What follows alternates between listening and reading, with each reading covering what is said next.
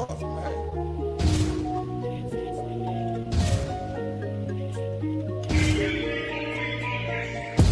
coming, no nigga came back down.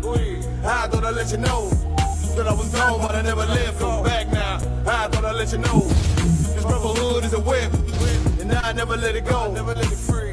Shit, I kill for my niggas. I thought I'd let you know. No coming, no nigga came back. Shalom Israel, so-called blacks, Hispanics, and Native American Indians.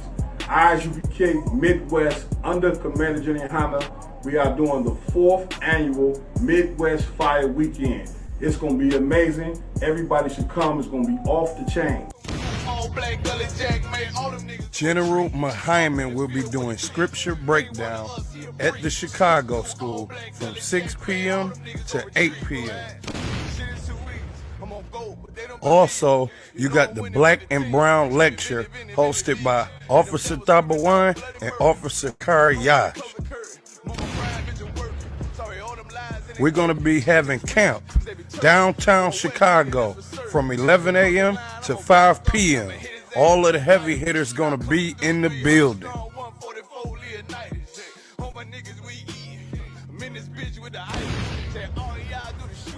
Last but not least, we're going to be having the 4th annual Midwest Barbecue. It's going to be plenty of food, plenty of drinks. Don't miss out. It's going to be fire.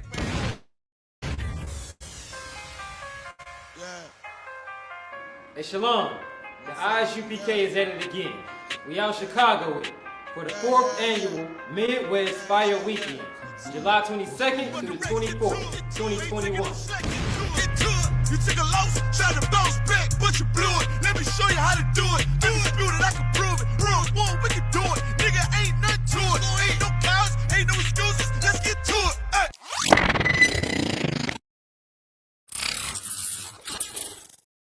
it. Shalom Israel, so-called blacks, Hispanics, and Native American Indians. I.S.U.P.K Midwest under Commander General YAHANNA. We are doing the 4th annual Midwest Fire Weekend. It's going to be amazing. Everybody should come. It's going to be off the chain. July 22nd through the 24th are going to be the dates. We are doing a lecture, which is Officer Yash and Tabawan, how colonization divided the blacks, Hispanics, and Native Indians. And this cookout is meant to bring blacks, Hispanics, and Native American Indians together. General Muhammad will be doing his outstanding class that he does across the nation every Thursday and Monday. But before that lecture, before his class, we're going to be doing a camp downtown Chicago on State and Washington. We're going to be doing having our camp. All right. On Saturday, we have our cookout at Douglas Park on the west side of Chicago. All blacks, Hispanics, and Native American Indians are invited. See you there. Shalom.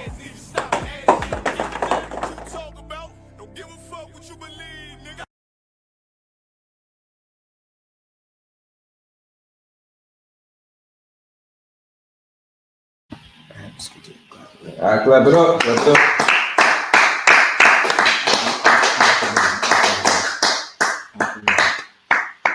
All right, Shalom Israel, y'all Bashim Shabbat Katam, little brothers, y'all Shamar Latam, Bashim, y'all shout all the sisters. We are the I.S.U.P.K, the Israelite School of Universal Practical Knowledge, established in 1969, 1 West, 125th Street, y'all about the Minnie Jenny YAHANNA. Pay your tithes and get ready for the Midwest Fire Weekend in Chicago. It's going down. We got maybe 2 weeks, not even. It's like, that's next week. Next week, not even 2 weeks. Like I said, next week. It's going down in Chicago. Yeah, it's happening. It's happening. But hosted by Big Priest, I don't want Captain Malquad. The general's gonna be there. We got the legend, we got the class, we got camp, we got the cookout. I mean, if you haven't already, like, don't wait until the last minute. It's a ride with a brother or sister in the school. Don't go hitchhiking. And like that. But it's a plane, start walking, use the buddy system, what have you. But make sure that you want to be there. And if it's too far away from you, maybe on the East Coast, maybe on the West Coast, over the next months after this, we're going to be having cookouts in all these different regions. So if you can't make this one, do your best to make the next one because they're gonna be coming back to back every month. Every month. Check out the GoFundMe's on social media pages. So we got the I.S.U.P.K Midwest Fire Weekend on Facebook page. You got the GoFundMe on that. Hit the attendance sheet and rock with your people. So even if you're not able to make it, if you want at least donate. Yeah, kind. If you can't make this one, you got a couple bucks though that you would have spent if you were to come. If you could, I kick that in. Maybe that'll definitely go a long way for other brothers and sisters that may be short of funds also. And again, it goes to feeding the people because we don't charge for this. Just as brothers and sisters in the school, it's a part of our responsibility to promote and push and uphold these events so that we can make them functional and popping and so that other people ain't gotta want for nothing. Because again, like this is for the people, this is for the public, more so than it is for us. We kick it every day, damn near every week. We around each other a lot. So this is more for the people and for them to, really engage with us and see what this is about.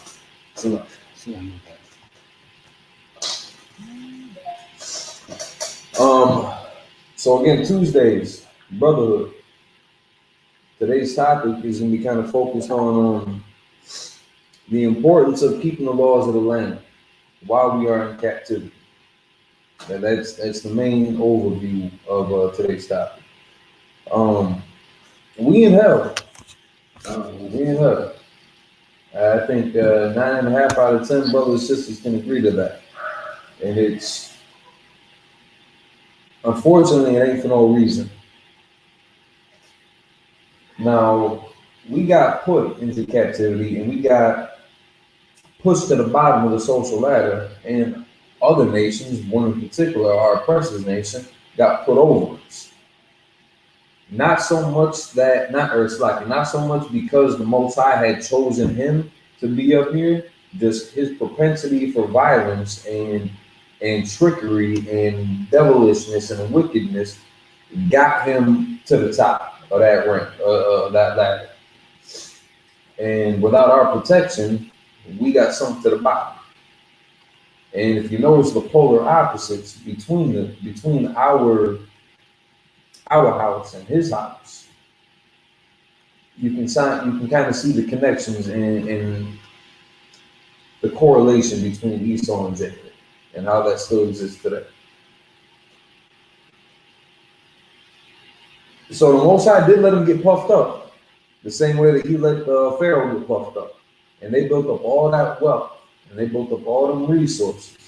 And when the Most High plagued that wicked nation and the person that we were under them and their leaders, all that wealth and power and prominence that they had stacked up, they thrust on us because they was getting played so damn bad. They gave us all their money, all their resources, anything that we needed to get the hell up out of them, so that they can stop getting played. Now, you look at America, good night. They got a little bit more than what Egypt had. Much bigger backyard, military ordnance like crazy. They got their hands in every pot and everything.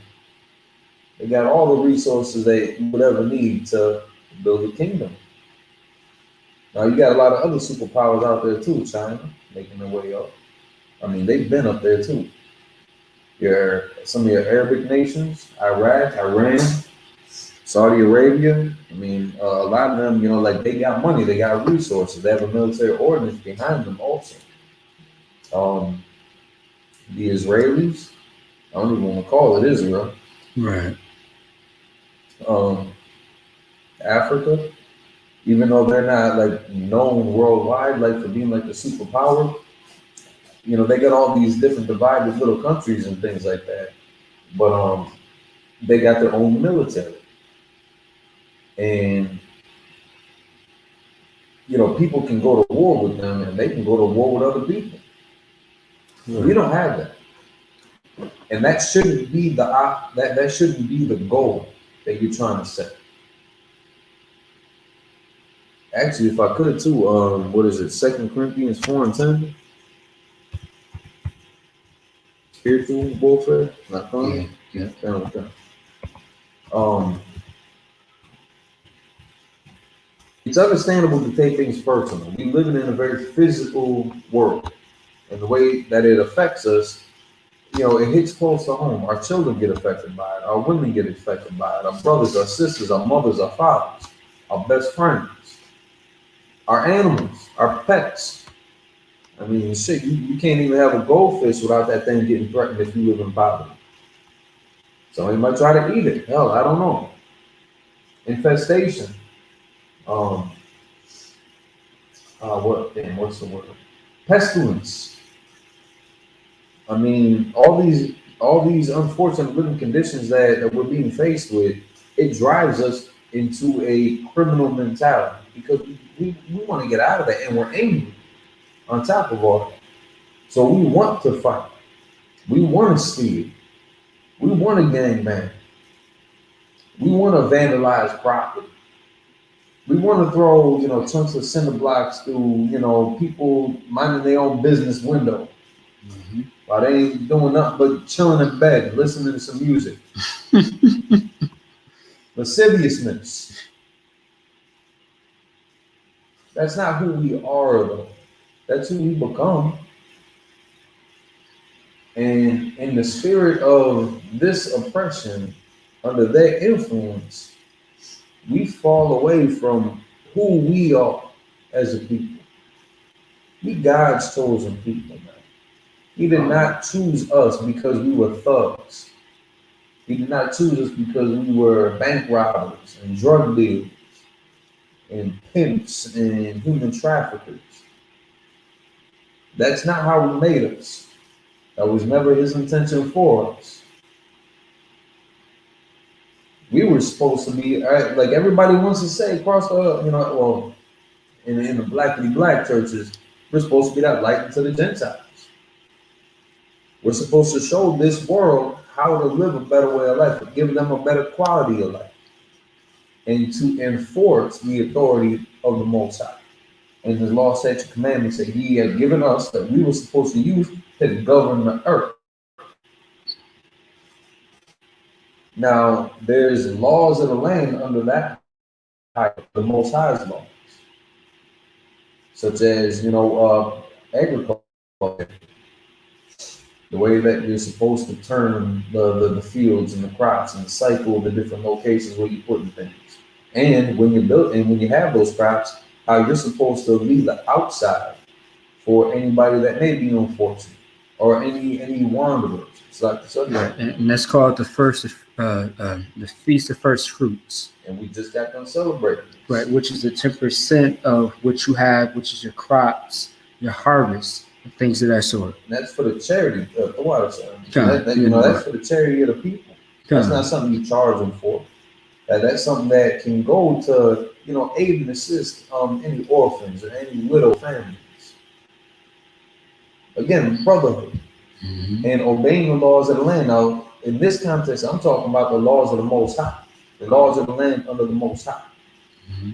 Now, the standard, and I hate to put it like this, Salakia to the men above me, but the 10 Commandments that everybody and their grandma know about: thou shalt not steal, thou shalt not kill, which should be rendered, thou shalt not murder, because there's an intention behind the other. You raising your hand? No. Committing adultery, covetousness, idolatry. These are going to be laws of the land. Now, there's another 600 plus that kind of go along with it. But again, just to glean over the standard that people try to live by in the Christian world and in the modern world, that's pretty much the only thing that they ever try to quote from the Bible as far as laws go. You have the 10 Commandments. That's all they know. They don't know how that hinges on 2 laws, though. We'll get into that later. So now, in this captivity, under this oppression, they have their laws of the land. Which is like real quick before I forget about 2 Corinthians. Okay. So like real quick, let's we need to understand the actions and steps that need to get taken before you take actions and steps. You know, that whole think before you speak, we really need to start thinking before we act. Because we are quick, as a people, we are quick to go. I mean, to hell with saying some words, I mean, we ready to jump across the street. We ready to break through that door. We ready to go in a shootout with somebody over something that I can almost guarantee you could have been resolved, you know, on the side. But we got some pretty deep-seated and serious issues in our own communities, let alone the person that we're under, that we are here to fix. But Salaki, if you could, sir. Come, let's do it. Second Corinthians chapter 4, verse 10. Always bearing about in the body the dying of the Lord, Yahushua, that the life also of Yahushua might be made manifest in our body. Salaki. Maybe I got the wrong. Says Second Corinthians chapter 4. Weapons of our warfare. Huh? The weapons of our warfare. Yeah, okay. That's right. I said the wrong. All right, that was my fault. Salaki. Quoted the wrong one. We're going to get it right, though. But again, if you look at the conditions that we living in, and you look at the biblical laws and outline of what we're supposed to be, how we're supposed to be living, you'll see the difference. The world that they got us living in, that this is not how it's supposed to look. You go into any major city, you look out your door in your community, you should know what I'm talking about right now. All right. Okay. I'm about to say. It's a lot. That's all good. Second Corinthians chapter 10, verse 4. For the weapons of our warfare are not carnal. They're not carnal. All right. If you are legally able to own a firearm, there's nothing wrong with that. But don't be a moron and so quick to react because somebody stepped on your shoe, looked at you weird, spoke out the side of their neck. You know, some of our people do have mental health issues too. And we take that person. And that's just in our community. Now we also have the cops killing our people left and right. We got military officers, military regardless, but National Guard, you know, playing their role for their leader. And you got your PO, your CO. You got the judges, you got crooked lawyers, you got politicians that may have had a hand in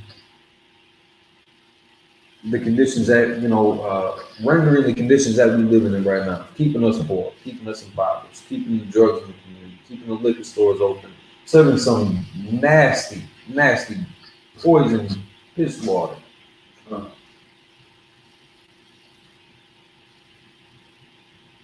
Shouldn't be nothing like malt liquor. That shit should not exist, as far as I'm concerned. 211s, like that's a horrible thing. But again, we need. I don't want to say we need things like that, but it's understandable why we resort to certain things like this to try to forget about the condition that we live in. It's a sad state of affairs. We understand why people resort to drugs and alcohol in excess, and to violence, and to, again, other criminal activities.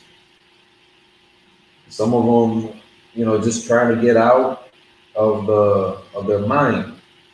They want to forget that they're living under a bridge. They want to forget that they couch surfing. They want to forget that they had to move into an apartment complex littered with roaches and bed bugs and mice that ain't got no heat. And they want to forget that their job, paying minimum wage, and you still got to work 80 hours a week, and you still ain't making nothing because baby mama got you on child support taking half your damn check. Like, it's understandable, and it's okay to be frustrated. But when we start taking some of these matters into our own hands and dealing with them in a carnal aspect, it lands us in jail at the rate of 2-3 million. And we're only well, it's like so-called Negroes are only 12 to 13% of the population. Still got 2 million of them in jail. More than 2 million. Now, it's like I can't remember what the rates are for like Hispanics and Native Indians, but again, we still only compromise about that same amount, that same percentage amount, and are still comprising damn near equal amount in prisons. Right. And that's just in America. You go to some of those, so-called Latin nations. I mean, damn near all, the only people that are in their prisons are, those citizens. Mm-hmm. So I mean, that's 100% of their jail population. We make up, I think, over 85% of their jail population, and we're 12% of the population. And that's because we chose to war back carnally, getting into drugs, getting into gangs, stealing and robbing people, and again, human trafficking, sex trafficking. You could go down the list of all the different types of crimes that we commit and things that we dedicate our lives to, damn near, that families have built their names on, passed down to their kids. The kids and their cousins, they run the streets together. It's like together. No, it's carnal, like fleshly, Yeah, yeah. into flesh, right? Right. And your emotions. Not just picking up a knife or a gun to go do harm to somebody, but getting emotionally entangled in that to where it draws you to pick up that knife or that gun. It's like we need to get that separation. There's some things, unfortunately, we cannot control. We cannot control the taxes that they impose on us. Ain't nothing we can do about that. I don't care how many times you try to vote. I don't care how many times you try to, cry out for reformation. We don't control that. We don't control the presidency. We don't control who gets put in the office, who gets taken out of office.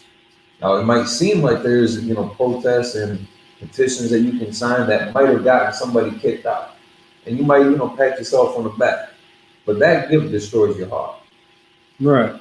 And you're not focusing on the final goal. And that's a carnal trick that they play. The weapons of our warfare ain't carnal. That's right. If we're going to fight back, we can't use the tactics that they've been using against us. And that includes the spiritual, mental, and emotional tricks and tactics and agenda that they've had.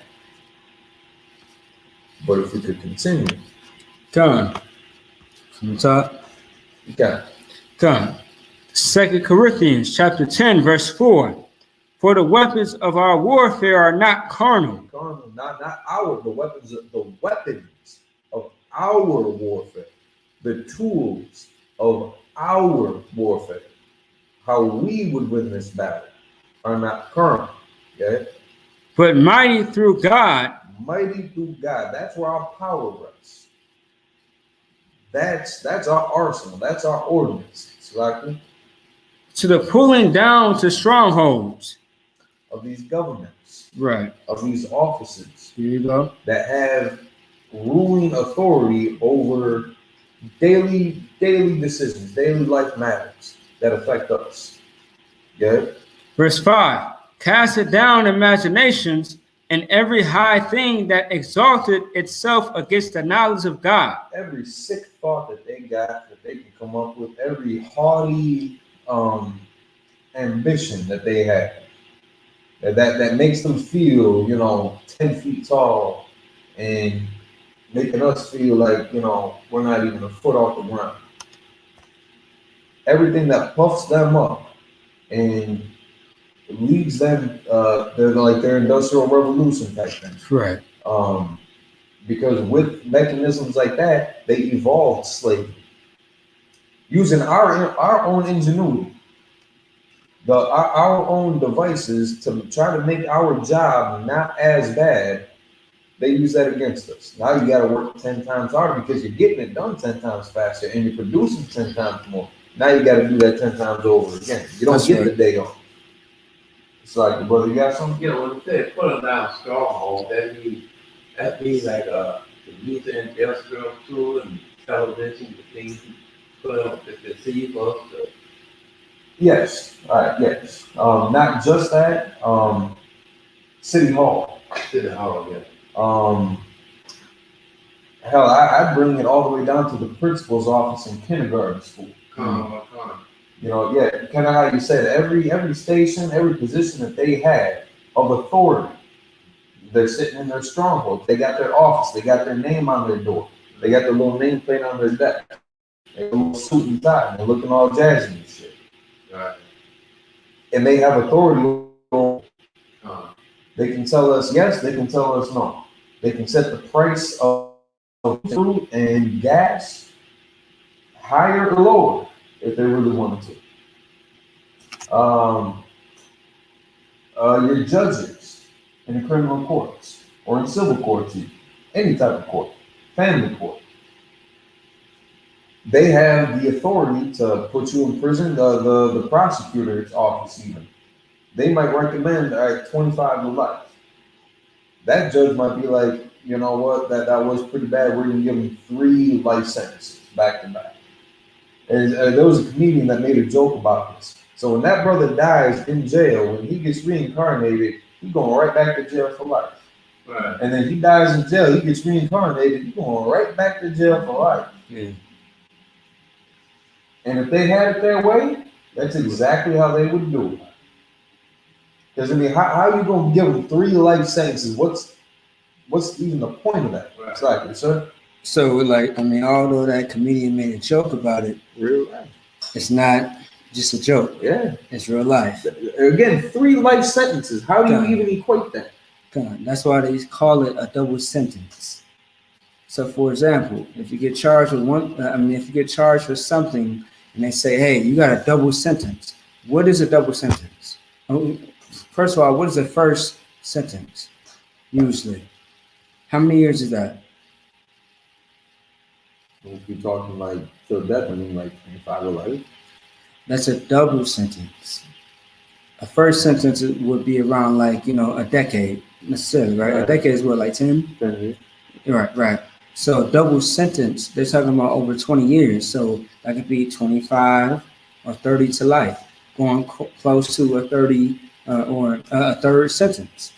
That's why, how General Muhammad broke it down. When you talk about double sentence, they know reincarnation is real. So they know that, how you live your life today, most likely is how you're going to live your life tomorrow, meaning when you come back. So it's a double sentence. They know about that. So they know that you're always going to be in captivity. That's how they view it. But of course, with the knowledge of the Bible, it's different. We know, according to the Bible, that it's not always going to be like that. Right. But of course, they are going to have a rude awakening. But once again, it's very spiritual to know that when they say a double sentence, it's crazy, man. Because some brothers and sisters don't come back and do the right thing. They come back do the same thing. But we are here to change that. Right. Are we not? You feel me? So yeah, so I just thought that was very important what the brother just said, and based on what I just said as well, because I mean, that's what happens until this day. There's brothers and sisters that we know to this day who is going through hell. Yeah. And it's like maybe in the past life you went through that as well, but this is how we can change it up so you ain't got to go through it today or tomorrow. Tomorrow meaning the next life. And that's how we should, approach the situation with every single body that's going through felony charges, misdemeanors, and things of that sort. So, kind of the water. Yeah, and that's such a heavy point too, because we don't look at it like that. We don't see that point until it's too late. And the goal,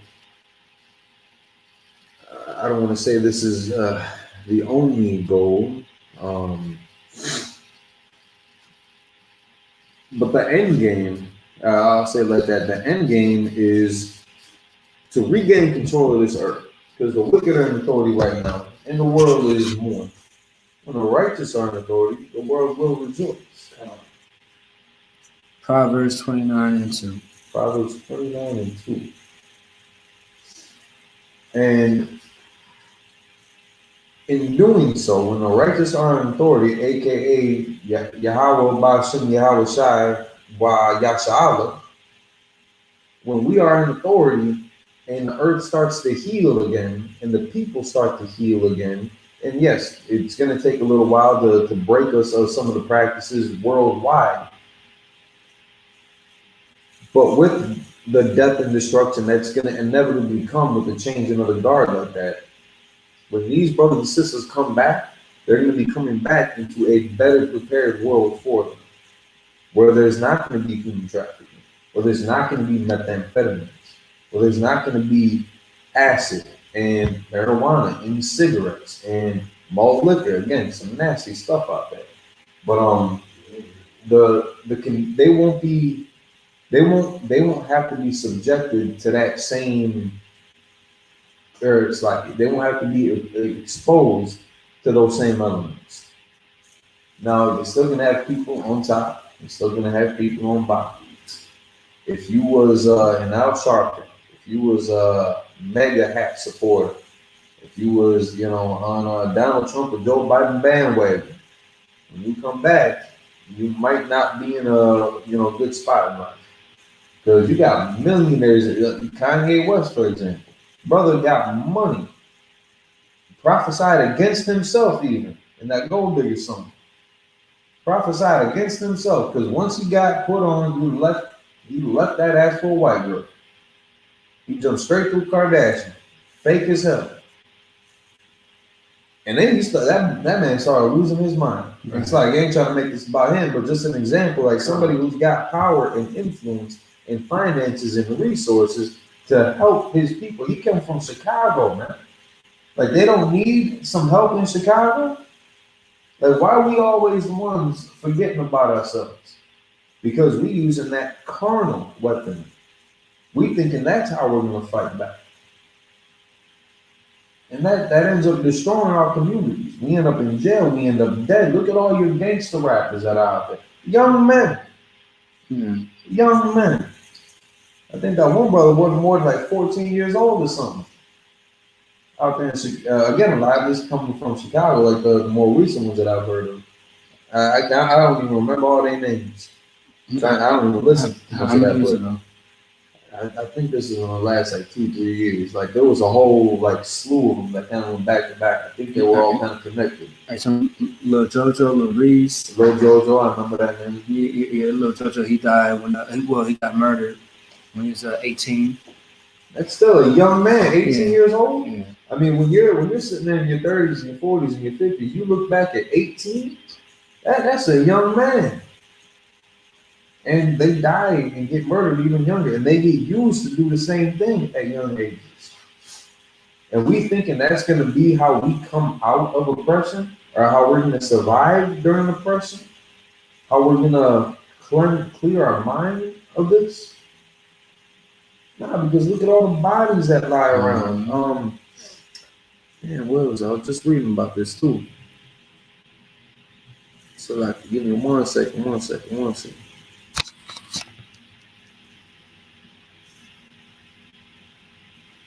Ezekiel chapter 11, starting at verse 5. And the Spirit of the Lord fell upon me and said unto me, this is a vision that Ezekiel is getting, but he's seeing how, things are going to like end up playing out. And the Spirit of the Lord fell upon me and said unto me, speak, thus saith the Lord. Thus have ye said, O house of Israel, for I know the things that come into your mind, every one of them.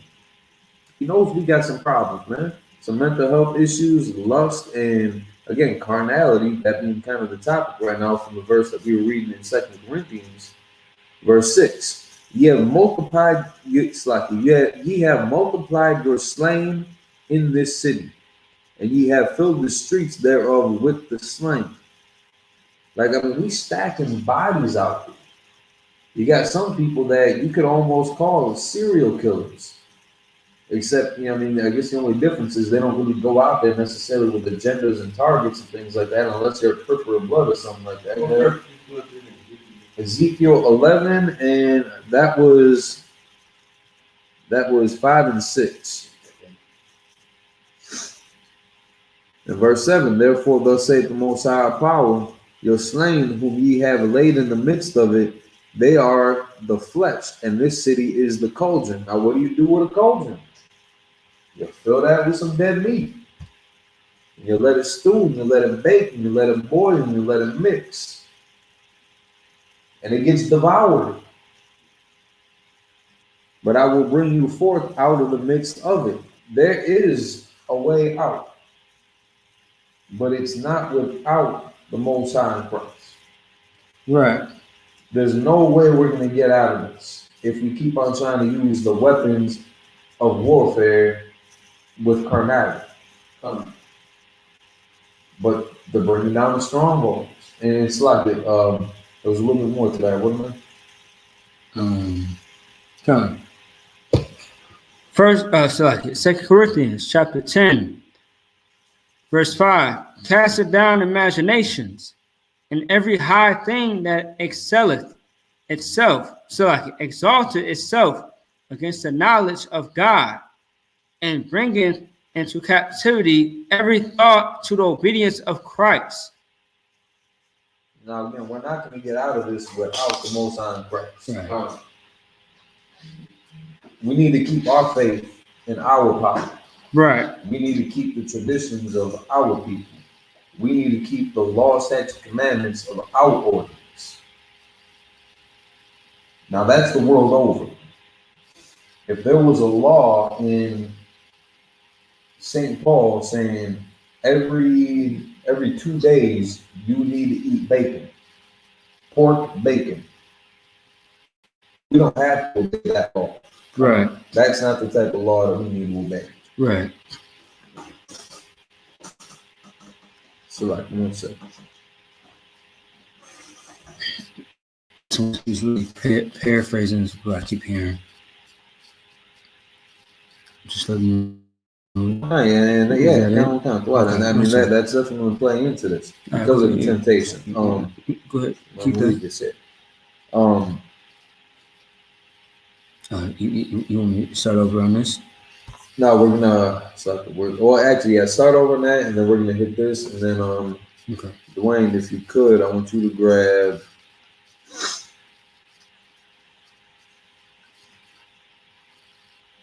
I want you to grab Deuteronomy chapter 28. You're gonna start. You're gonna hold it at 15.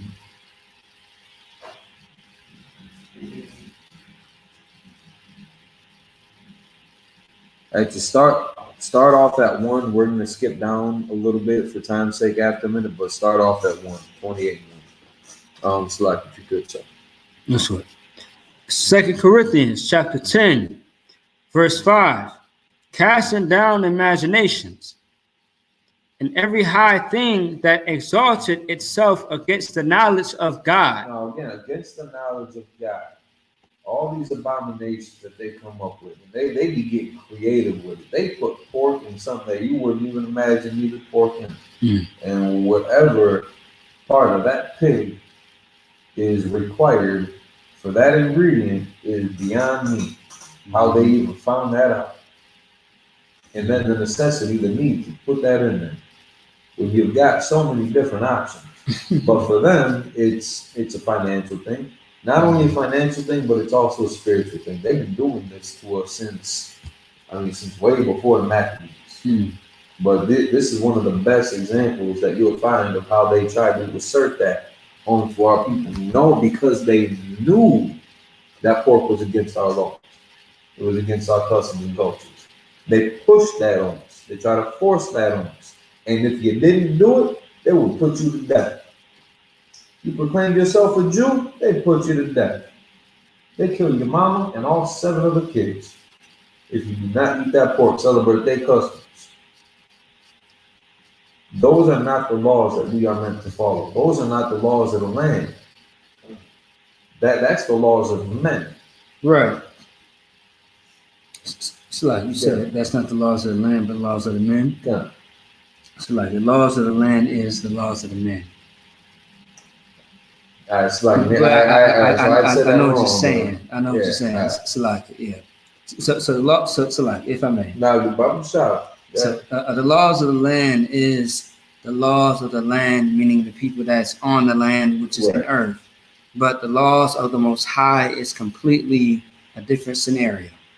Okay, so but I do understand what you're saying. My fault for missing select. Yeah. But again, those are conditions that we're living in today. We lived in them back then, which is why we got these records and we got the formula and the recipe on how to reverse this and how to get out of these conditions.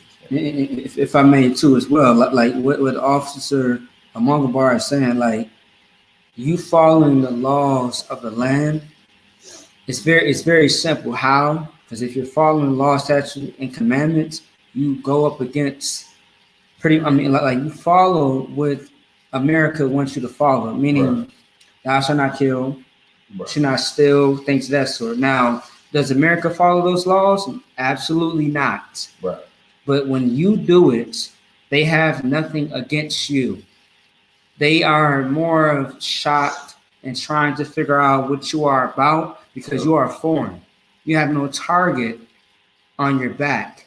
They don't know how to touch you. But when you follow the Most High in Christ, they cannot touch you. You follow the law, statutes, and commandments. You follow all the guidelines of what's going on in America today.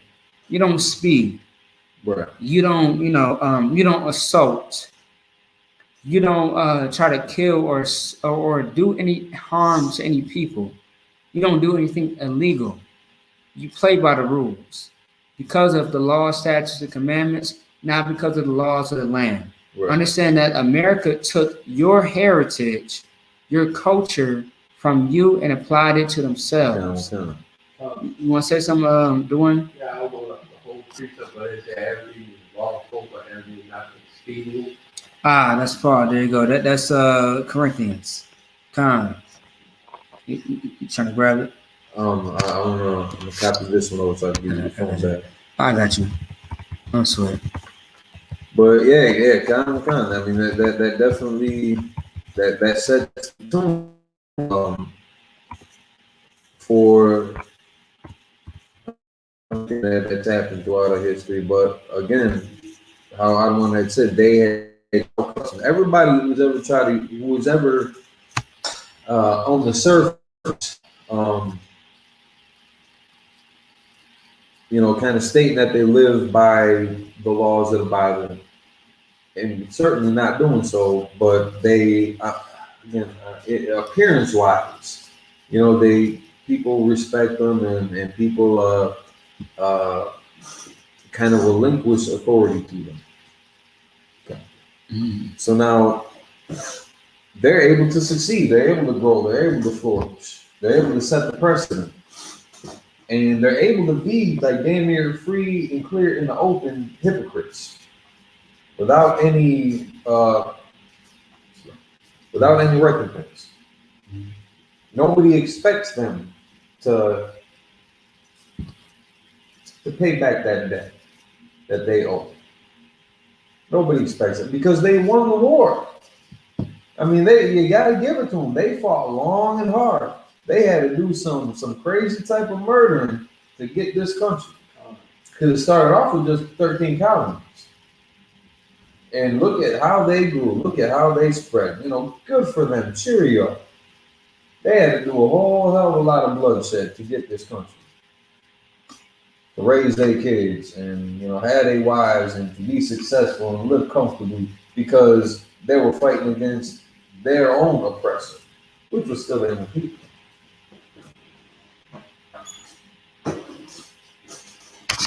And then they did this with it. So again, when we lead the law, statutes, commandments, and we fall to the bottom of the social hierarchy, and any other nation rises up, it's not because the Lord picked them to be above us necessarily. It's just they're the ones that, again, they're winning their race. They're doing their job.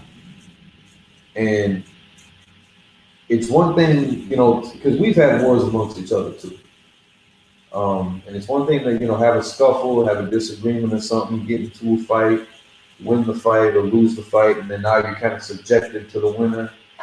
That's kind of one thing in itself. You ain't got to use their babies as alligator bait though. You ain't got to hang up their women by one leg while they pregnant and gut them and then kick their baby around. You ain't got to break the buck. That's drawing in something completely different.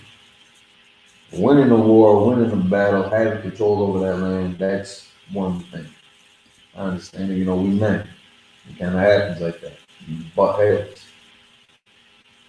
But the way that they took it to an extreme wicked level, that's certainly not obeying the laws of the land of any land. It's a lot. You got some of them? Yeah, he sold it.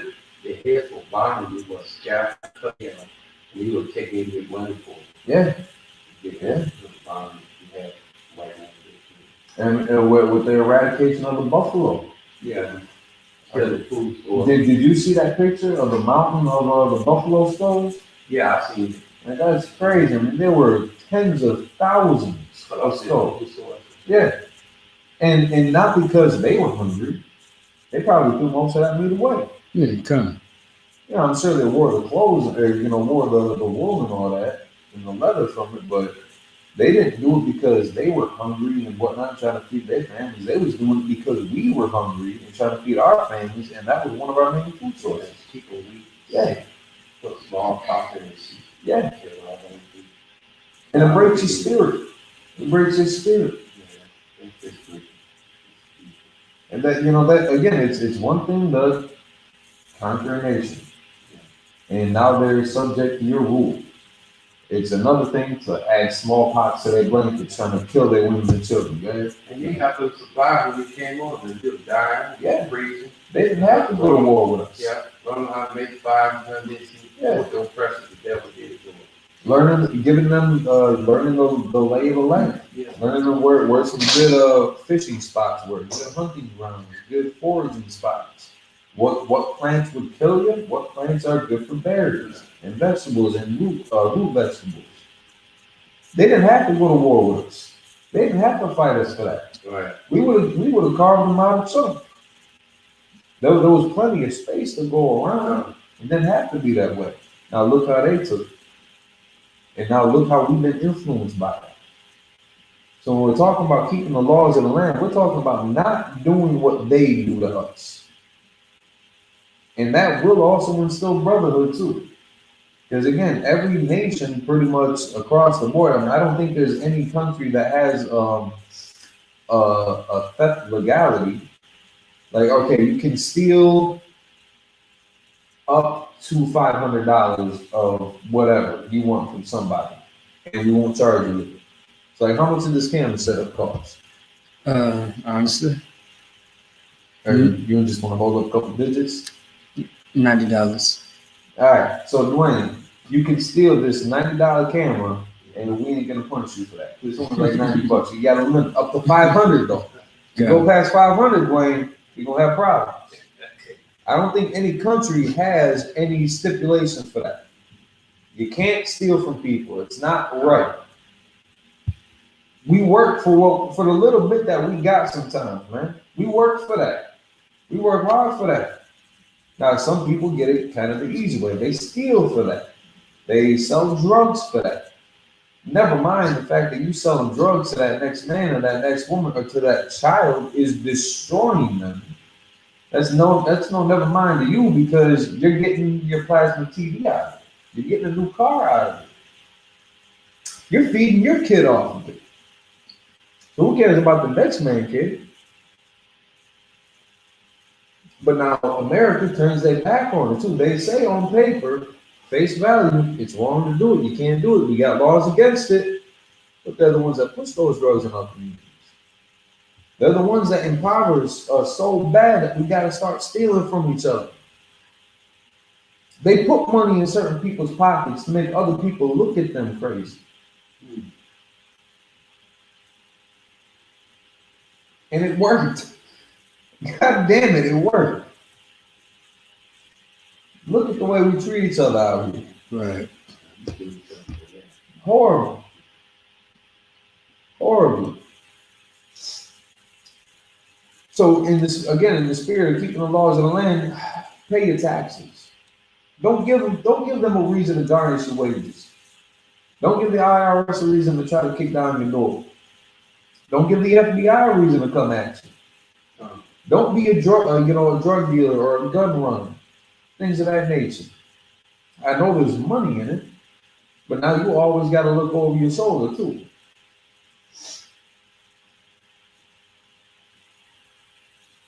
Some other examples.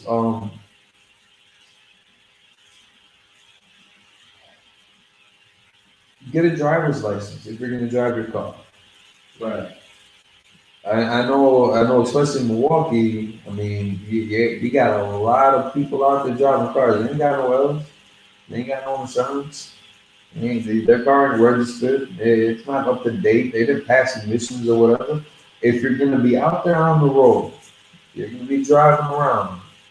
Make sure that your license is legit. Make sure that your car is legit. It's registered. Everything is up to code. Don't give them a reason to come and harass you. That's how a lot of brothers and sisters end up getting murdered because of traffic violations. Now they're dead. Getting shot up in their car. There was a story that I heard from a sister on the George Floyd Square about a sister on the north side or in uptown Minneapolis. A young 17, 18 years old, right around 4th of July. Gets pulled over by the cops. All the details about it. I don't even know if anybody really knows. It wasn't on social media. It wasn't on the news. But that young sister got murdered by the police. Now, for whatever reason, they ended up pulling her over in her vehicle, whether she was already stopped on the side of the road, maybe she didn't have her blinkers on, or what have you. They stopped her, and we know that they can, they can fabricate any reason that they want to stop you. Disorderly conduct could be anything under the sun, and they could stop you for that. They could detain you for that. Reckless endangerment, you could have spit out the window, and they could fabricate that and word it in such a way that now becomes reckless endangerment or attempted vehicular homicide. Just the words that they type into that computer and write down on that paper could destroy your life, get you killed before you even go to court. Like, you had your hand up? No, I thought so. What else I want to go real quick? 1 Corinthians 10 and 13.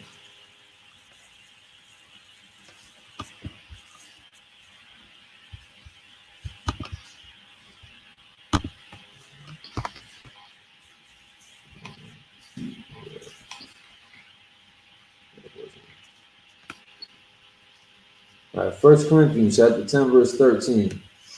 There hath no temptation taken you, but such as is common to men. And the water starts running this out. Because again, look at the examples that we've been learning from. We stopped focusing on our customs, our laws, statutes, commandments, and we taking their cue. And we acting exactly how they wanted us to. Because according to their constitution, you can't own slaves no more unless you're a criminal. So now you got the war on drugs, the war on poverty, 3 strikes, and again, all these technicalities and all this terminology that can make an innocent man go to jail for the rest of his life. How many times have we heard cases, and I don't care ethnically, like how many people have been vindicated because of DNA evidence. How many wrongfully accused and convicted and incarcerated so-called Blacks, Hispanics, and Native Indians finally got vindication after 20 years, 15 years, 10 years, 30 years. One brother was in there for like 40 or 60 years. That man didn't get out of jail till he was in his 90s. He went to jail as a teenager, man. Sorry, sir. And I mean, it's like, and they only got like a few thousand or like close to $1 million. I mean, that's not enough for your life. He could have had children. I mean, he lost his whole life. Everything. Pretty much, you know. And he was innocent. Absolutely. And even in the beginning, the evidence was pointing to his innocence. But again, look at the system that we're going through. That's why these strongholds need to get brought down. Right. But they're not gonna. It's not gonna come down with your grenade launchers because all they gotta do is fly a Predator drone over your baby mama house, Right. and everything's screwed. That's right. We're not gonna beat them that way. We have a power source.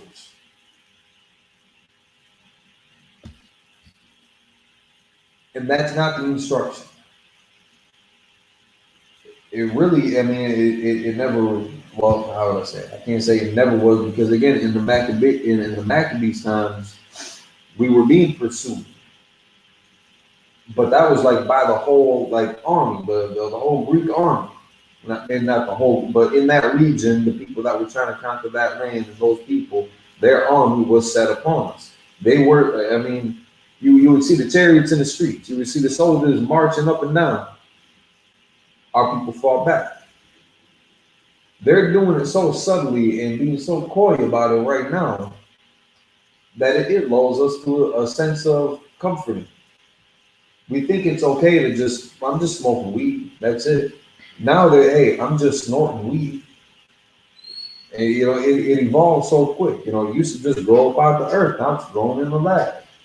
You want to bitch and moan and talk about how your vegan diet or your keto diet or your, you know, organic this and that, but you're going to smoke inorganic product. And now you're going to start snorting. And it seems innocent enough because it's just marijuana. You know, niggas die over marijuana too, right? I don't know if people know about that. People get shot and killed and stabbed and robbed over weed. It is part of that drug culture. Right. They'll do you in over cigarettes. That is part of that drug culture. I know people got stabbed for a piece of chicken meat. But the chicken, bro. Right. Good night. Chicken. Good night. That's how not only selfish, but how endangered we are. You gonna kill somebody over some chicken.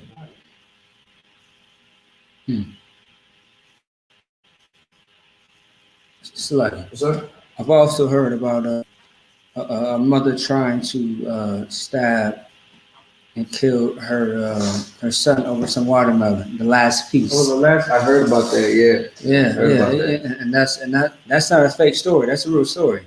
She tried to stab her son over the last piece of watermelon, which is disgusting, man.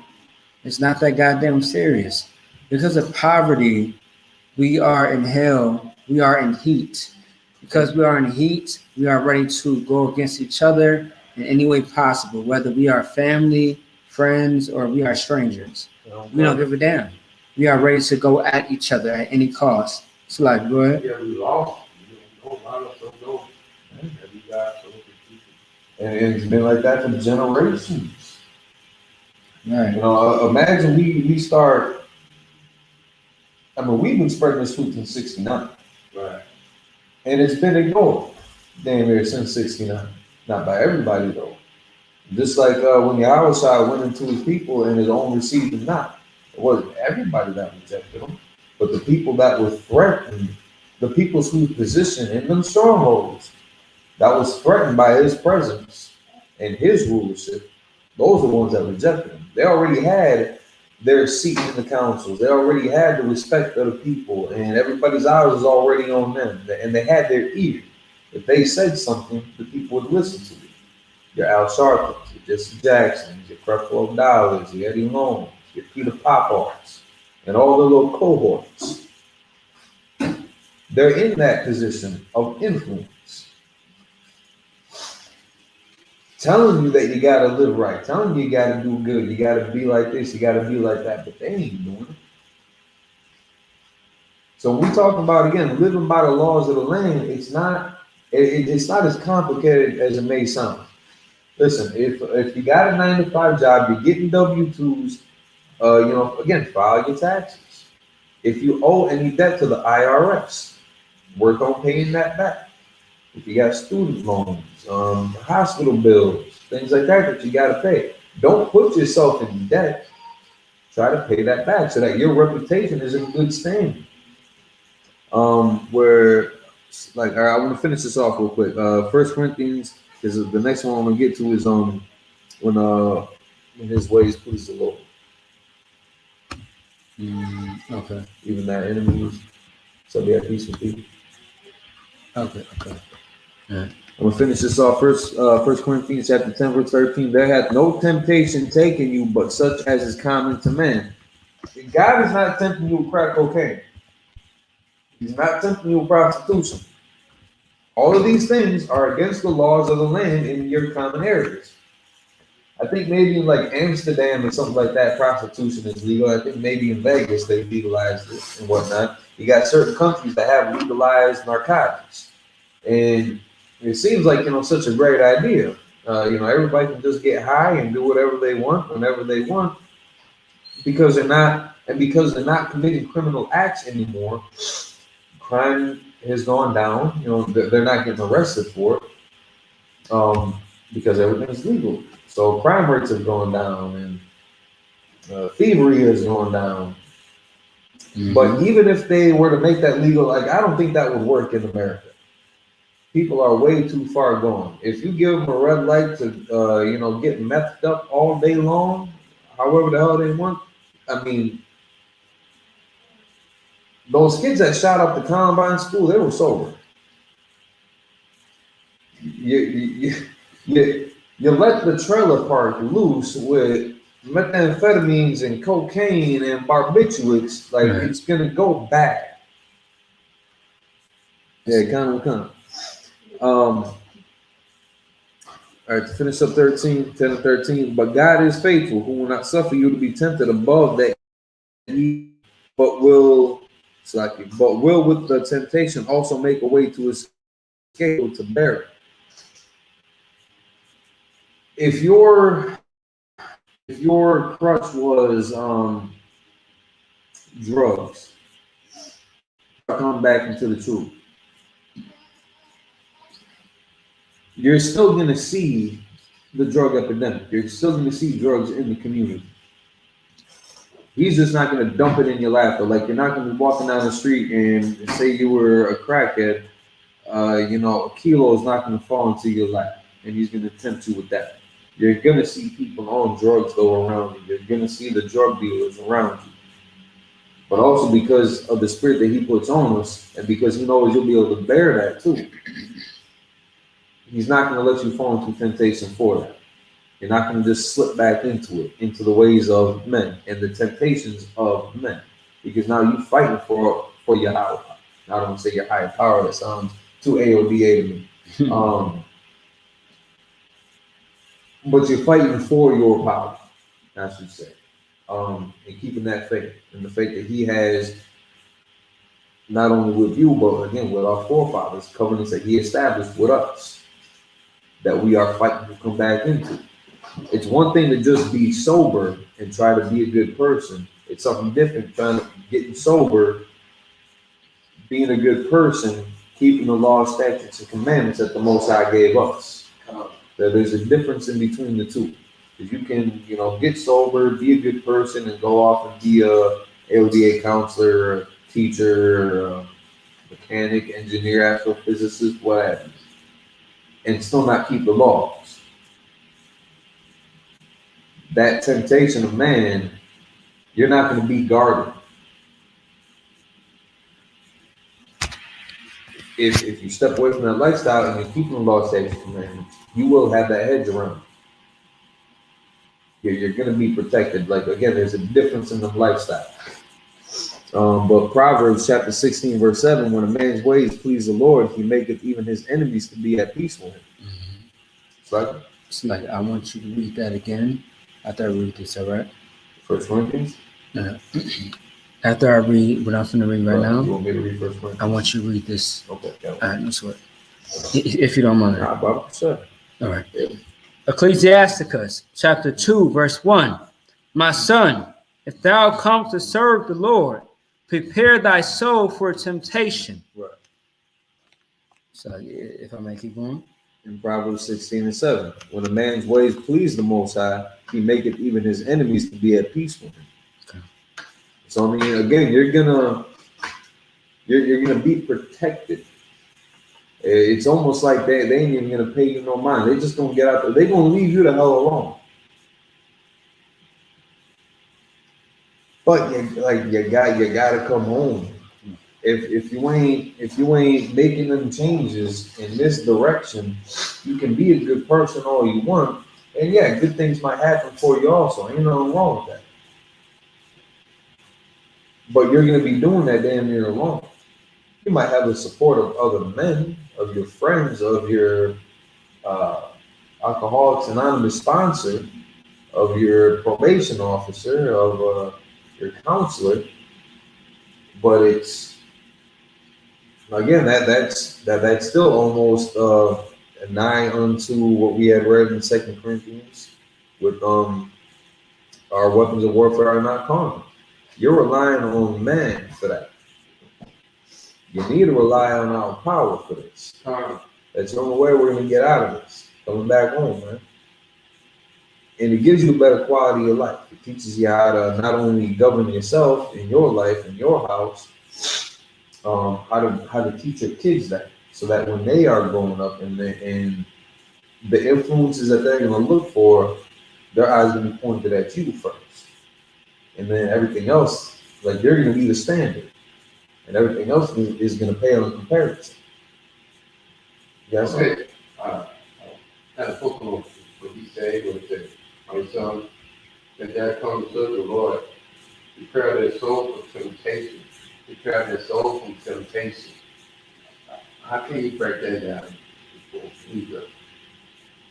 All right, are you asking me or asking him? It don't matter for me. To prepare your soul for temptation. I know there'll be temptations out there, but drugs, female. They're talking about prepare your soul for temptation. Okay, well, just because I'm not the teacher, I will give it to the teacher, unless you're comfortable with answer that. Otherwise, I can answer that question. All right, come on, I'll throw my baby. All right, no sweat. Go ahead. Read that verse again from the top. My son, if thou come to serve the Lord. Salaka. The chapter, Salaka. No, yeah. The book, the chapter, and the verse. Okay, the Parker, Ecclesiastes, chapter 2, verse 1. Mm-hmm. My son, if thou come to serve the Lord, prepare the soul for temptation. Actually, you got a verse for that too.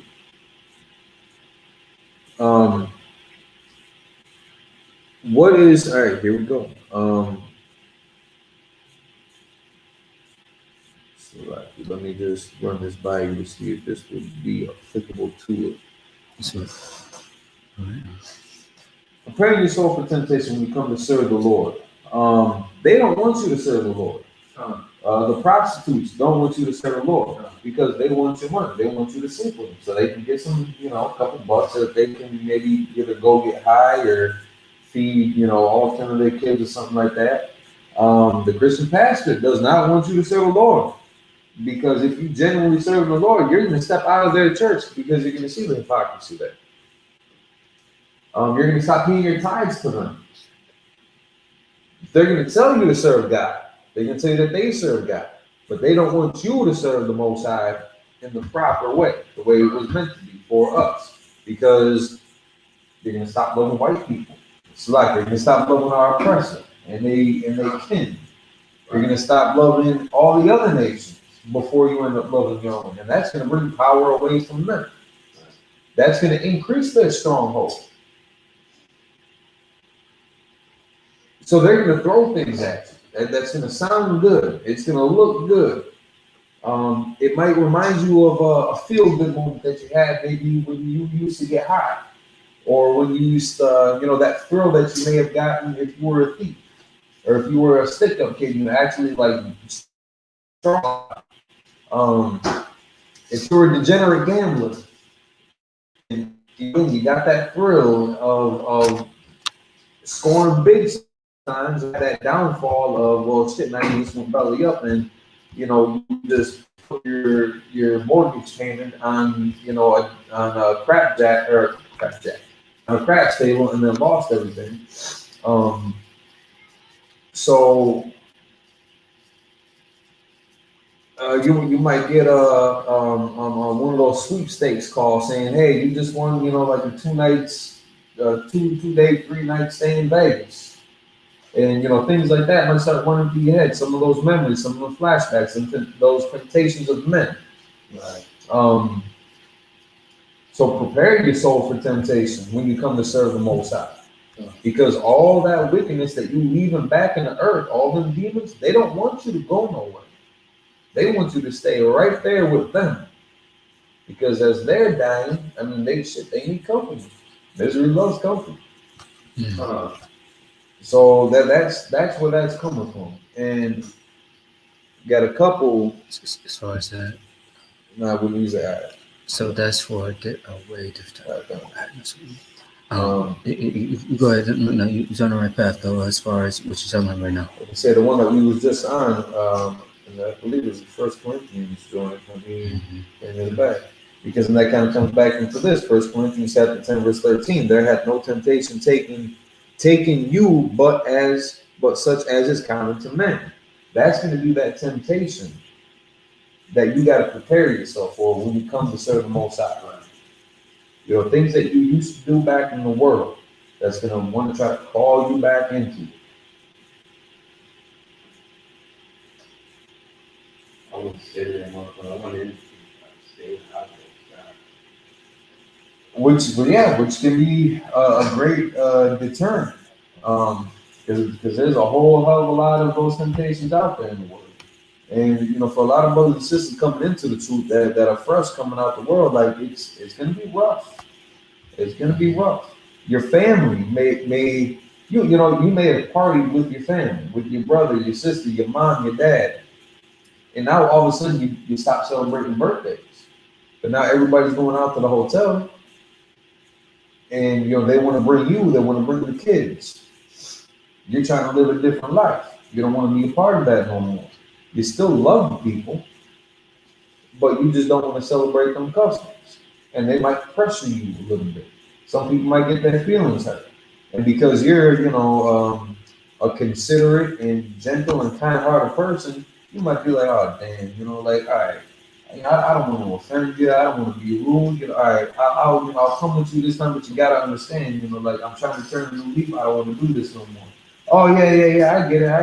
Just come out this last time, and then, I respect what you're doing. I support what you're doing, blah, blah, blah. I still love you. All these nice, kind words just to draw you back into their lifestyle. Well, you want to do something different because you see the difference between the laws of the land given by men and the laws of the Most High, and the quality of life in between them. Just because you don't want to keep those customs that we've been taught since, yay high, doesn't mean that we don't love our family members or our friends. We're not going to treat them like garbage. Again, people that may have had drug problems, I've stolen from my mom before. I know a lot of other people that stolen from their family members before. I've been robbed by family before. Well, I should say more close friends. And now that we're getting out of that lifestyle, I'm not gonna rob you no more. I'm also just not gonna celebrate your birthday, and I ain't gonna get up with you during Thanksgiving. But I'm also not gonna go drunk driving. I'm also not gonna carry out a permit because I'm a felon, and I didn't have my felony expunged. So now my dog has to go get a pistol because I want to protect myself or go hunting, but I know I can't own that gun. I'm just not going to do it no more. I'm going to get my car registered, finally. I'm going to get some insurance on it too, so that when they pull me over, I'm not going to get that ticket either. I'm going to wear my damn seatbelt just because that asshole cop sitting on that corner that is going to scrutinize you going 32 in a 30. I got my seatbelt on. I got my ID and driver's license. I got my registration. I got my proof of insurance. You're keeping the laws of the land. And when your ways please the Lord, even your enemies will be at peace with you. It's like I'm paraphrasing. I don't know if I got that right. Nah, most time Christ. Because you're going to be protected. You're going to have that hedge around you. And that those temptations of men aren't going to be so burdensome on you anymore because of the faith that the Most High has in what you do. You're going to be protected because you're trying to come back home. You might not have made it there. Damn, I didn't even know little brother was here. Shalom, huh? You just chill. All right, cool. In this walk, coming back home, it's a hard road, man. We done ran away from home for so long. And, you know, sometimes we feel just, you know, alone. I remember when I was first learning about the truth of Milwaukee, there was only me and one other brother there in a city of 600,000. And then all, you know, the suburbs around. And it's just me and him. And I got slavery and he got slavery and we can barely kick it and see each other and, you know, like miss each other's phone calls and whatnot. You can feel alone. And it's rough. And what's that scripture where, you know, when you're by yourself, if you're by yourself. Are you talking about Ecclesiastes, the 4th chapter? Say something about it. When it's better that two are together. All right. So Ecclesiastes, the 4th chapter. It's better that two are together than one is alone by itself. When one falls, there should be one behind them to catch him. If one is by itself, there's no one to catch him. Because it can get rough. I mean, you sitting there trying to keep the laws of God and trying not to be a criminal on the streets no more. And you're trying to be sober, and you got all this pressure coming from everybody because you might still be kicking them with the same people. That's another dangerous thing. Like you're gonna have to let some of them people. You're gonna have to let all them people go. Right. If they're not bone in my bone, flesh in my flesh, so like I can't rock with it. I can't rock with you like that. All my brothers are in the U.P.K. That's right. And I love my brother. But these are the only men you're gonna be able to wholeheartedly trust. Around your children, with your own life and your own safety. And they're gonna help guide you on that straight and narrow. If you need legal assistance, legal advice, we've got brothers for that. We've got counselors for that specific purpose, to keep your ass out of jail, man. If you got tickets and fines that you need help paid off, contact your camp leader. See what we can't work out. You know, some schools are smaller than others. Some schools are a little bit bigger. I mean, Texas, hell, they got two camps. Like, they got 2 schools in Texas. And that's a lot of manpower down there, man. It's like Cali as well. Hey, most times, Northern and Southern California. Yeah. I mean, all up and down the East Coast. Mm. You got, from Southern, you got North Carolina, South Carolina. You got North Carolina, So Northern and Southern. Yep. Yeah. You got. You got. Not DC. All right, so you got Boston, you got New York, you got Jersey, you got Philly, you got DC, Bronx. You got the Bronx. Harlem. Again, all up and down the East Coast, all the way down to Florida. Yeah. I don't think there's one state in those like original 13 colony kind of areas that ain't got a U.P.K. school. You got resources out here, man. But you can't just be some geek off the street. You gotta, be able to handle your steel, if you know what I mean. Like, it's we give plenty of charity. We give plenty of charity to brothers and sisters that need it. We're not gonna be taking advantage of them. We're not here for how would I say it without, I don't know how it would come out. We ain't no punks, man. We ain't no pushovers. You ain't gonna game over on us. We ain't Christian. For why? We ain't Christians. Right. We serious about this. Sincere. We ain't sincere, genuine, authentic, and justified, by the way, to take our stance. Right. If you're gonna come in here, best believe there is work to be done. Now, your first job is to purge yourself of this world and get out of that mindset. Get out of Christianity, get out of Egyptology, get out of Islam, get out of Buddhism, get out of your healing crystals, get out of Scientology and astrology and horoscopes. You need to empty out that body in order to fill it with the truth. Okay. And again, it's going to be rough. Prepare your soul for temptation. But you coming back home, the Most High is going to guard that so that those temptations that do come your way, you're going to be protected. It's not going to feel as rough and burdensome as it normally would have been when you're doing it completely by yourself, without the Lord. You will fall back into slip up points. You know, maybe you've been good for a couple of weeks.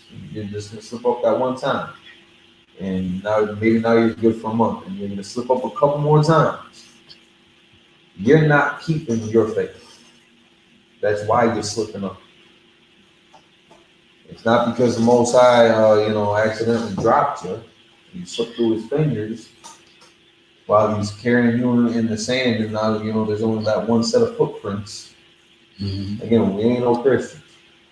It's because you're doing something wrong. You leaving the faith, and you're still relying on these laws of this land that were given by these wicked men. So, all right, we're about to wrap up in a second. We got a few more though.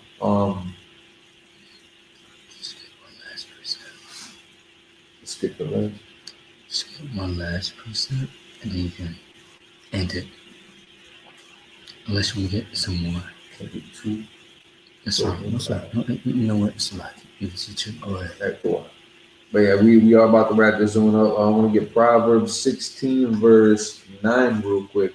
A man's heart deviseth his way, but the Lord directeth his steps. That's right. So now, if your concentration, if the walk that you are on isn't of the Most High, I mean, it's going to fail. I don't care if you're living good. I don't care if you're living comfortably. There's going to be some detriment that's going to happen, whether it's to you or that's come down to your children. Your actions could affect your family. So, I mean, again, your own thoughts, what you have built up in your heart, that's you.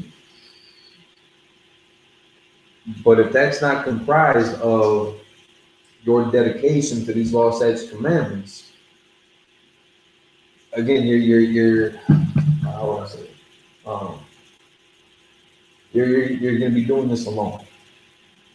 You're not going to have that cover with you. And again, you're just going to be going off of your understanding and your heart's desire. And when those temptations of man come on you, you're not going to be as strong. It's going to be a lot harder to fight them demons off. Versus again, if your ways please the Lord, if you're walking in it, if your steps are directed by Him, if your ways please the Lord, so now I skipped it. How does that finish? Your ways please, even your enemies will be at peace with you. So even those temptations, which will be your enemies because they're demons, even they'll be at peace with you. They're gonna start getting up out your way, and you're gonna see things starting to flow better, more fluid. Where is it?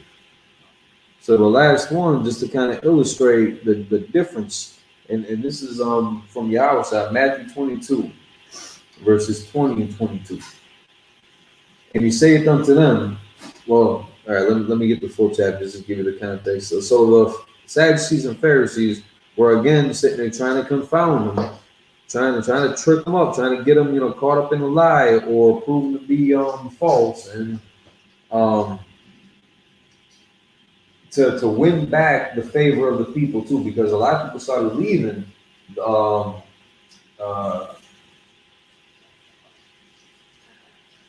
Disciples. They started leaving their company. You know, they want them.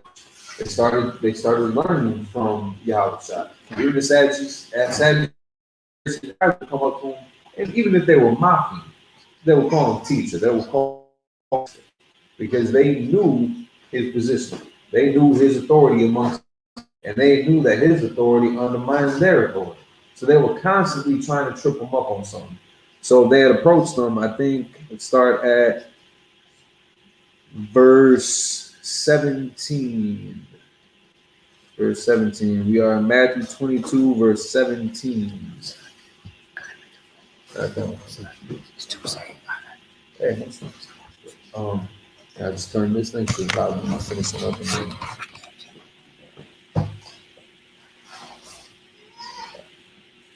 That'll work. Yeah, that'll work. Sure. It's like you Dwayne, you got that? Yeah. Matthew 22, verse 17. Tell us, therefore, what think thou? So now they're asking them. Now again, these are just all right. So in this particular case, it's telling us in 15. Then went the Pharisees and took counsel how they might entangle him in his talk. So again, they're always trying to plot and scheme against him. So in this example, it was the Pharisees. Now, coincidentally enough, ain't no coincidence, they were known for wearing purple raiments. There's another organization out here in these streets that are known for wearing purple raiments. And if you look at the history of these Pharisees and you look at the history of that organization, I mean, they are hand in flipping hand. But again, in this example, we got the Pharisees trying to entangle him in his talk. And it's like, if you could read that from the top from 17. Okay. Matthew 22, verse 17. Tell us thereof, what think thou? So they're trying to get his judgment on it, what his thoughts are about it, and what his ruling on the matter would be. Because if it comes out of his mouth, they're gonna try to make sure that he keeps that he's either proven a liar about what he's saying, or that he's going to be shown to follow through with it. Continue. It is lawful to give tribute to Caesar or not. So now Caesar was the ruling the ruler at that time in that region, and they're asking him, is it lawful to give tribute unto Caesar? So Caesar implemented his own tax. Right. Which I believe, if I'm not mistaken, don't quote me on this, I'll get more clarification later, but I believe their concept of taxes was based off of the biblical law of tithes.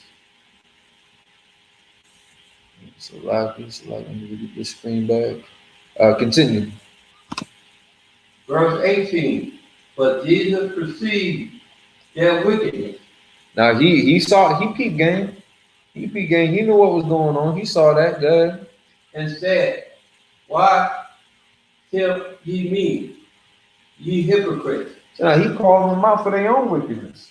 Not only in this matter, because they asking, hey, is it lawful to give tribute unto Caesar? Now, say they feel it's lawful to give tribute unto Caesar. That they pocketing money.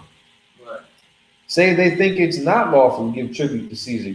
They're paying that man. Either way you cut it, they're going to be hypocritical about it. Go ahead, continue. Show me the tribute money. And they brought unto him a penny. Keep going. And he said unto them, who is this image and subscription? Keep going. And he said unto him, Caesar. Then said he unto them, render therefore unto Caesar. Read that part again. They said unto him, Caesar. Then said he unto them, render therefore unto Caesar. Read that part again. Render. Okay.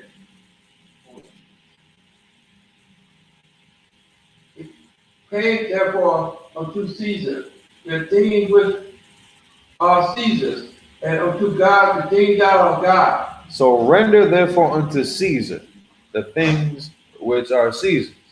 So if you're in his debt, that debt goes to Caesar. Yeah. If he owes your land and you work for him, all your resources, your efforts are going to go to him. If he owns the temples, all that tribute money is going to go to him. If you're one of his slaves or one of his employees or indentured servants, you're going to be going to him for all of your wants and needs. The military, their holy temples, food grown on, I guess, I don't know what would have been the consideration back then, state property, government property, things like that. That would have belonged to him. All of those resources would have gone to him. Render unto Caesar that which belongs to Caesar. If he owns the city that you're living in, all right, well, he gets to set the rules. So if he has a tax implemented on it, in order to not get your head cracked open by some Roman centurions, pay the damn tax. You don't want to go to, you don't want to get hit with like tax fraud or tax evasion in America. Just pay the damn tax. I know you got to spend money, but we got to spend money out here anyway, just to survive. If you take out a loan from a bank, pay it back. And don't pay it back with drug money. Don't take that loan so that you can go buy a brick and then thinking I'm gonna listen to Captain Copper's 99 Cent song and put the two together just to pay back that loan. Because in that process, you could end up getting arrested, you could end up getting shot, you could end up getting robbed. Just because you wanted to try to, do some sneaky roundabout shit just to gain a couple dollars. It's not gonna be easy living in this captivity. But we ain't got too many other choices, man. And to do this right, we gotta keep these laws, statutes, and commandments. And with that, we will not be alone. The last one that I want to try to find real quick before we close out. Where did it go?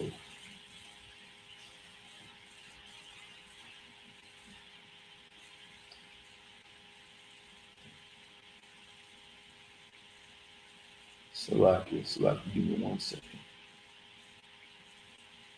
I guess just to paraphrase a few. Know ye not that the unrighteous shall not inherit the kingdom of God? That's 1 Corinthians chapter 6, verse 9. Be not deceived, neither fornicators, nor idolaters, nor adulterers, nor effeminate, nor abusers of themselves with mankind. Now those are if you're not committed to the laws of the Bible. Because according to the laws of the land and the laws of men, I mean, on the surface, they'll tell you, you can't do this, that, and the third, but I mean, realistically, you can, because they're doing it too. They're pushing for laws to make some of this stuff even more legal and accessible to the people. Right. And Salaki, I wanted to try to find this one verse, guys. What did he say? Abuse yourself of mankind. Similar to the verse 1 Corinthians 10:13, when it was talking about, I got it right here. There hath no temptation taken you, but such as is common to man. So drugs, prostitution, whoredom, bestiality. Read that last part again, man. This is 1 Corinthians chapter 6, verse 9. No abuser, no feminist spirit, no abuse of yourself with mankind. Abuses of self with mankind. So yeah, I mean, it has Solomon right on. Let me go a record called Abuse of yourself. Mankind has Solomon too. Yeah, that too. And again, those are those temptations of men. Yeah, horrible stuff, wicked, sick. But again, they're making it legal. I don't know if every state has exactly accepted that, gay rights, marriage, or whatever the hell law it's called, but they pushing for it everywhere. And y'all blacks can thank Obama for that one. Yeah, on television and everything and stuff. Little kids they do. You can see things okay. And again, that's unfortunately this is the world that we're living in, and these are the conditions that we have to endure until the end. Again, it's not going to be an easy walk, but you got brothers out here that ain't going to let you fall. And with that, I'm going to keep the class and pass it over to my damn self. But again, we are the I.S.U.P.K, the Israelite School Universal Practical Knowledge, established in 1969, 1 West on the 25th Street. Led by Commander General YAHANNA. Israel, pay your tithes, get ready for the Midwest Fire Weekend, hosted by Captain Malquad, the Midwest Monster Mayhem, Big Priest holding it down, Commander General YAHANNA, all the heavy hitters going to be coming through. Brothers and sisters from all different regions. We just kicked that Passover a little bit, and we still miss you. So with that, Magim,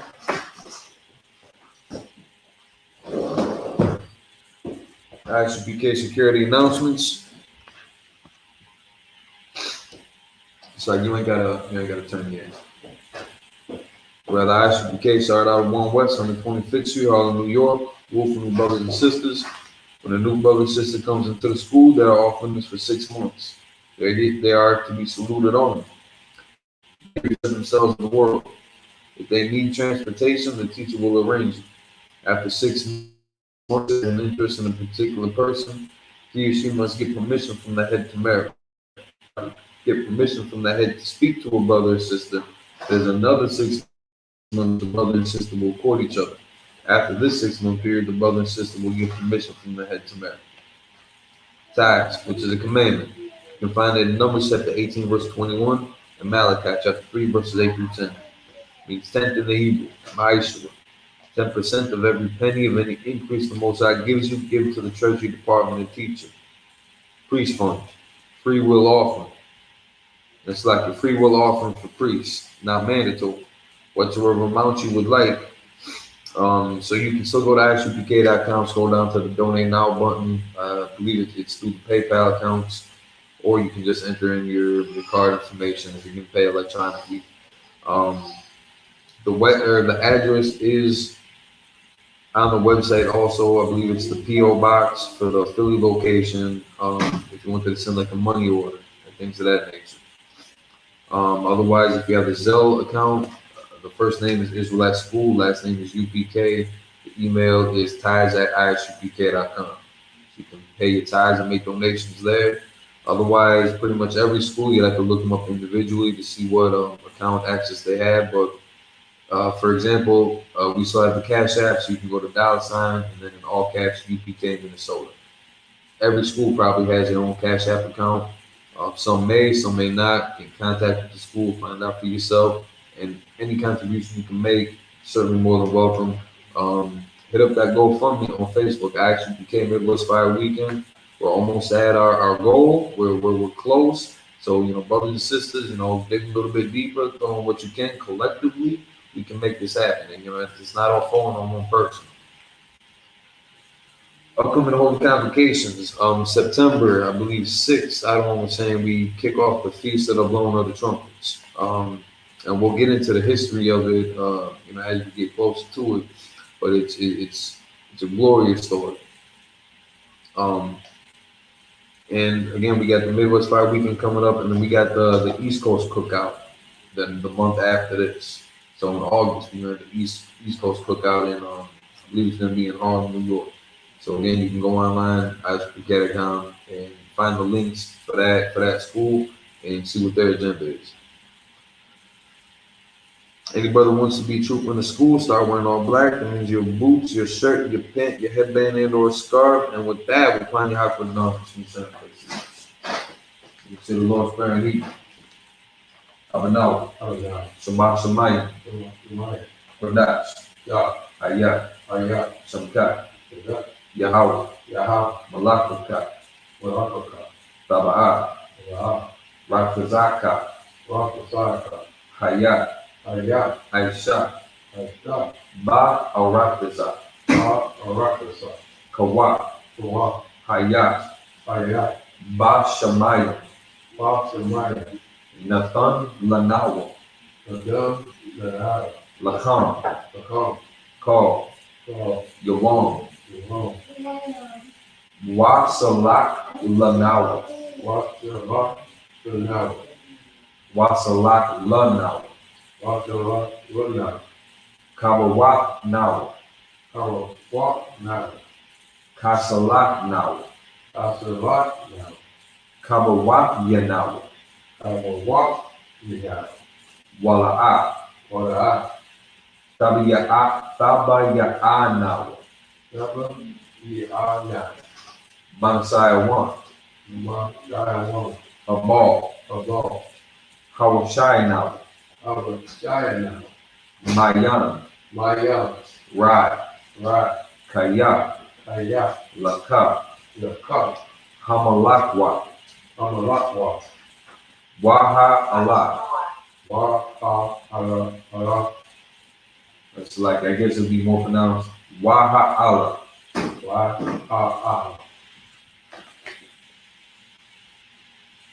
Wahatha Pa'ara. Wa, Wahatha Pa'ara. Wahatha Pa'ara.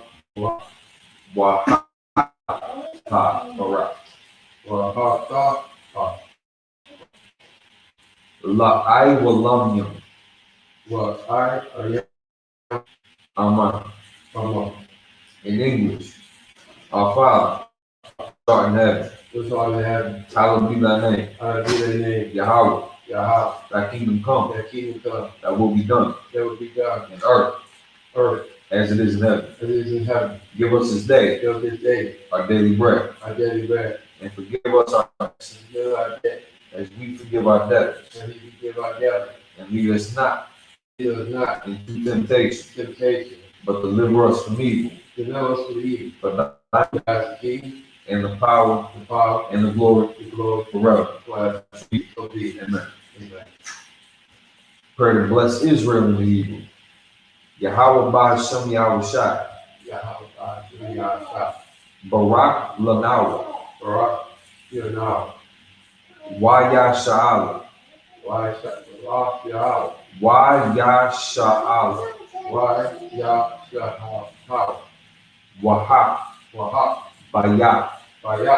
Saparian. Barak. Rapa'ah. Magan. Hagan.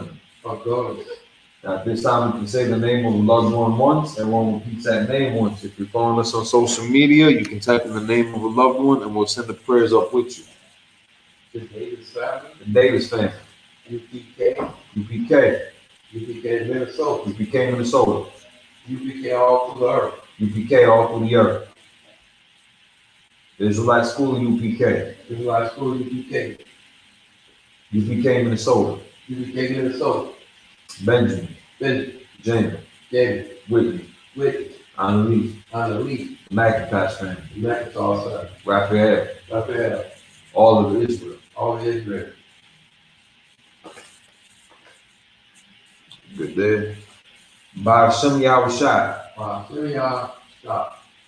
The water among.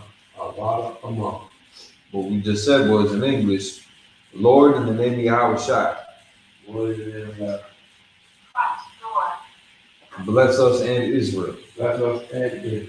And the school. Bless.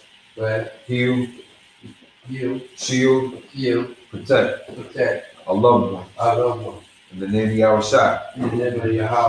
Thank you. So be it. So like, is there anybody you wanted to add?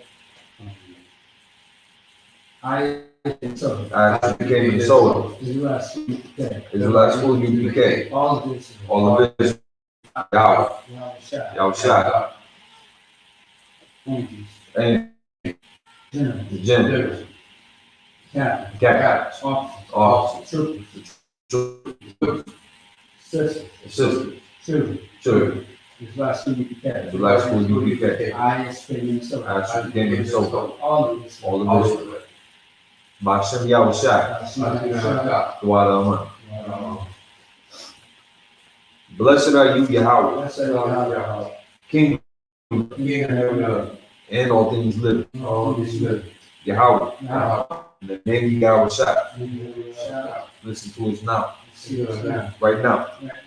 He was encouraged, and punishment and destruction to the heathen that speak against us, thy prophets, the teachers, the princes, the priests, the Israelite brothers, and the school. Saying he was encouraged, punishment and destruction to the heathen, and shake loose the treasure of the rich of Israel that refuse to give to the school, force their riches to enter into thy sanctuary.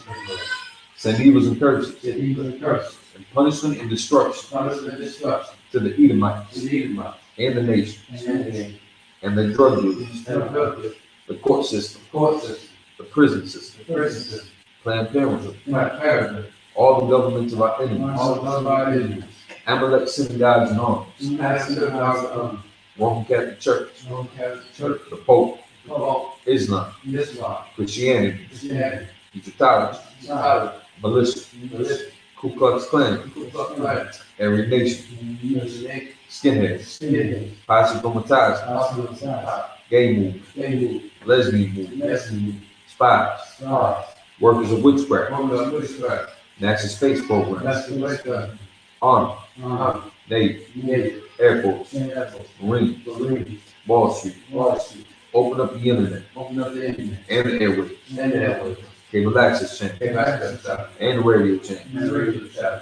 Convict the spirit of any of thy people that seek to stop us and bring swift destruction to all the heathen that stand in the way or try to stop us from broadcasting your word throughout the planet Earth.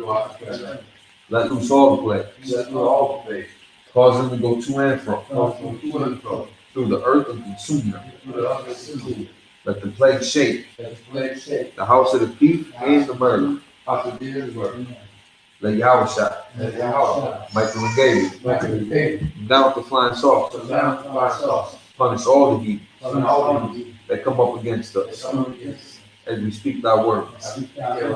Cause it to be known by all that it is the angels that have done it.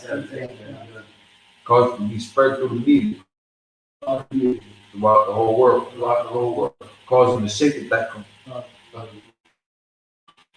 Cause them to shake it that come. In the name of Yahushua. Thank you always. So be. So, men of Israel, Magim Shabbat, Magim, Barak, Yahweh Shem Yahushua Barakatan. Yazata. Courtesy salute for the sisters. Men of Israel, Magim Shabbat, Magim, Barak, Yahweh Shem Yahushua Bashim Yahushua. Yazata. That's dismissed.